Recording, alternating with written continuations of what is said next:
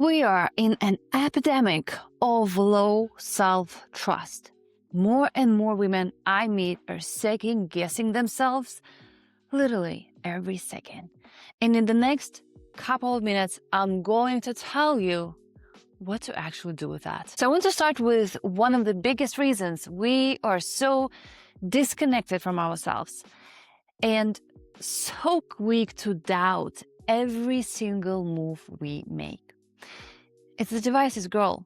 The ones that are supposed to be helping our health, like this ones, right?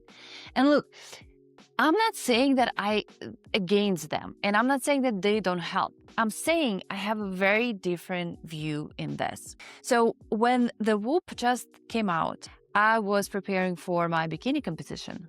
And I got so freaking obsessed with this, how I sleep, how I recover. And I got to the point where I was so afraid of actually going to sleep because my days were so intense at that time. And I would lie there thinking, oh my gosh, I'm going to sleep badly. And then I'm going to wake up. And then this device is going to show me that, yeah, I'm failing my sleep. And every day my sleep was actually getting worse and not better.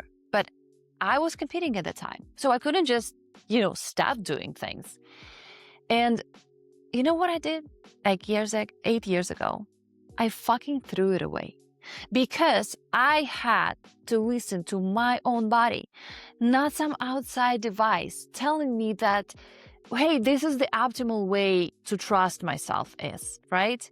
And in that moment, I decided if I feel like I need a nap, I'm going to go and take a nap. And I feel great, then, hey, I'm going to go and do a little bit more in my workout. And I wanted to start listening to my body because this is the only one system that actually has all the answers for us.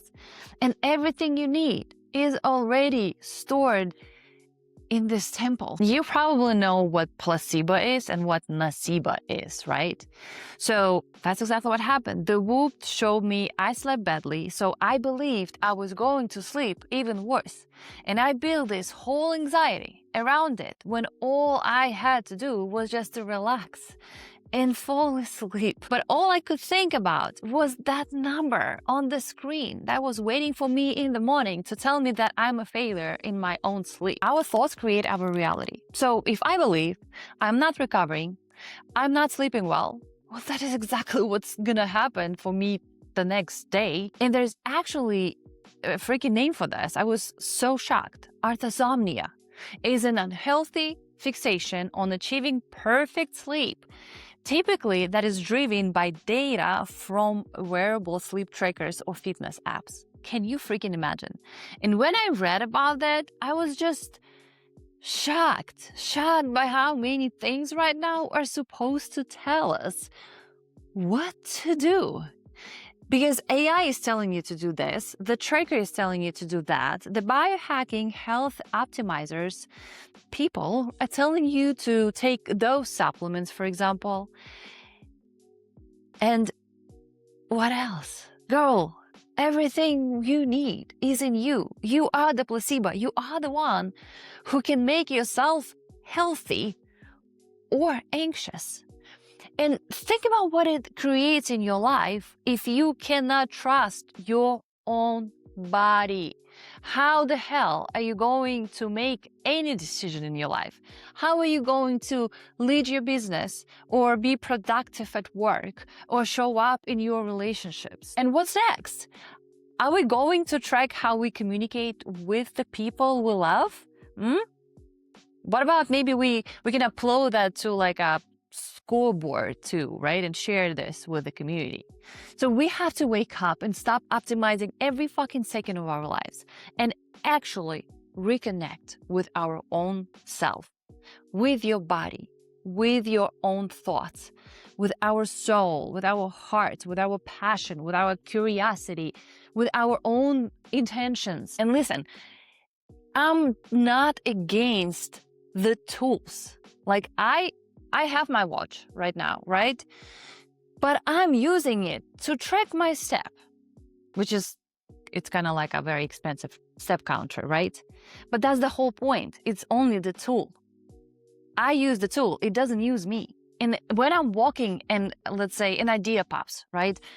It has AI and I'm like, oh, hey, can you tell me this? So like I'm a curious person and I have a lot of questions. So that actually helping me.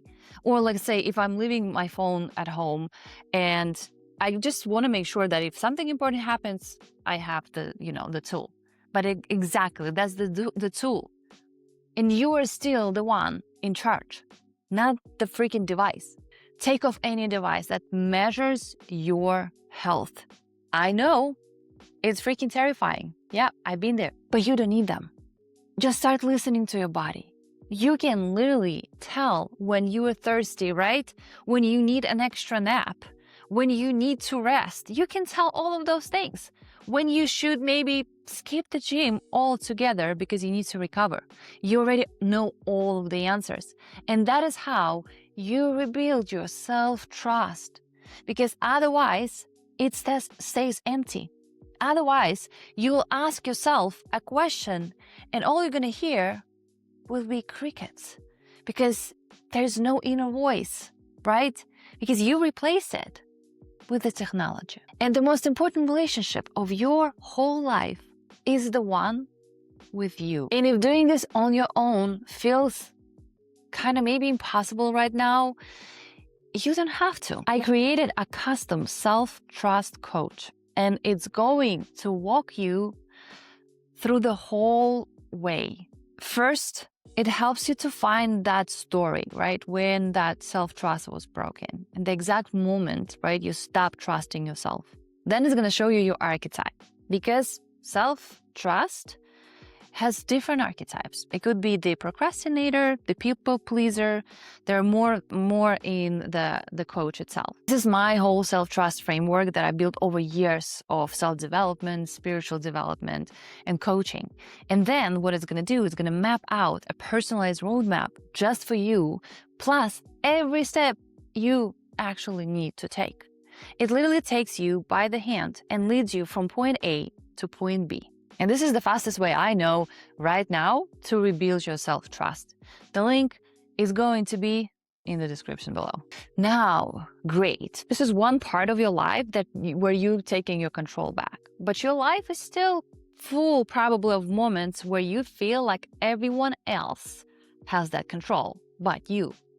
And I made a whole video of how to take control of your life and when it feels like everyone else is steering that wheel for you. Go watch that video next and I'll be there.